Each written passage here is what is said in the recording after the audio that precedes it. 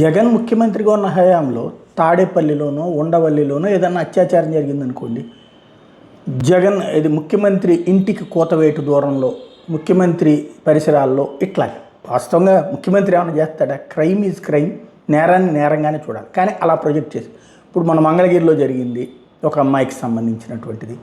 ఇప్పుడు ఏమన్నా మంత్రి లోకేష్ గారి నియోజకవర్గంలో లేదు, అక్కడ కూడా చంద్రబాబు గారి ఇంటి దగ్గరే కదా అదంతా. మరి అట్లా రాస్తున్నారా? రాయట్లేదు. మన వార్తలు ఎట్లా తగలబడుతున్నాయి అంటే నీతి బాహ్యమైనటువంటిది. క్రైమ్ని క్రైమ్గా కాకుండా దానికి ముఖ్యమంత్రికి ఏం సంబంధం ఉంటుంది? యాక్షన్ తీసుకోకపోతే ఖచ్చితంగా తప్పే. యాక్షన్ తీసుకుంటారు, అరెస్ట్ చేస్తారు, అప్పుడైనా అరెస్ట్ చేస్తారు. ఏమన్నా దాస్తారా? ఏ రాజకీయ నాయకుడైనా, ఎంత బుద్ధి లేనుడైనా సరే. అక్కడ పాయింట్ దాంట్లో ముఖ్యమంత్రి ఇంటి సమీపంలో ఇప్పుడు కుప్పం చంద్రబాబు గారి నియోజకవర్గంలో ఇవాళ వీళ్ళు రాసుకొస్తున్నారు సాక్షి వాళ్ళు. చంద్రబాబు నాయుడు ప్రాతినిధ్యం వహిస్తున్న చిత్తూరు జిల్లా కుప్పంలో మహిళలకు భద్రత కరువైంది. ఈ నెల 17వ తేదీన కుప్పం మండల పరిధిలో మహిళను ముగ్గురు యువకులు లాక్కెళ్లి లైంగిక దాడికి పాల్పడిన ఘటన ఆలస్యంగా వెలుగు చూసింది.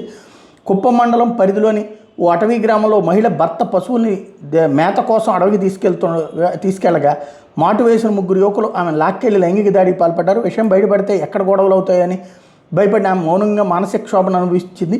వారం రోజులుగా అనారోగ్యంగా ఉన్న భార్యకి ఏమైందని భర్త గట్టిగా నిలదీయడంతో శుక్రవారం అసలు విషయం బయటపెట్టింది. దీంతో అతని భార్యను కుప్పం ఏరియా ఆసుపత్రిలో జరిపించి అనంతరం పోలీసులు ఫిర్యాదు చేశారు. పోలీసులు విషయాన్ని గోప్యంగా ఉంచి ముగ్గురు నిందితులను అదుపులో తీసుకుని రహస్యంగా విచారిస్తున్నట్టు సమాచారం.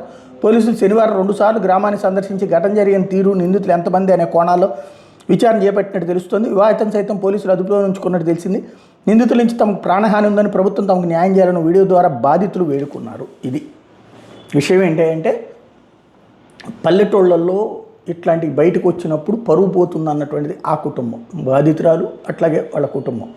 అదే సందర్భంలో ఈ దరిద్రులు బెదిరిస్తుంటారన్నమాట. ఇదేమీ చంద్రబాబు గారికి సంబంధం లేదు, తెలుగుదేశానికి సంబంధం ఉండదు, ప్రభుత్వానికి సంబంధం ఉండదు. యాక్షన్ కూడా తీసుకున్నారని రాస్తున్నాను.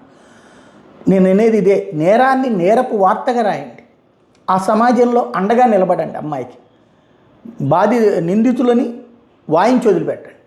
కానీ దాన్ని రాజకీయాలతో ముడిపెట్టినప్పుడు ఇష్యూ డైవర్ట్ అవుతుంది. ఇప్పుడు ఇక్కడ కూడా ఇది ఇష్యూ డైవర్ట్ చేసే ప్రయత్నం చేశారు. అందరికీ భద్రత కరువు అవుతుందని. కుప్పంలో అందరూ బాగానే ఉన్నారు. ఇక్కడ ఒక అమ్మాయికి జరిగినటువంటి అత్యాచారం ఖచ్చితంగా దుర్మార్గం. యాక్షన్ లాగా ఉన్నారు.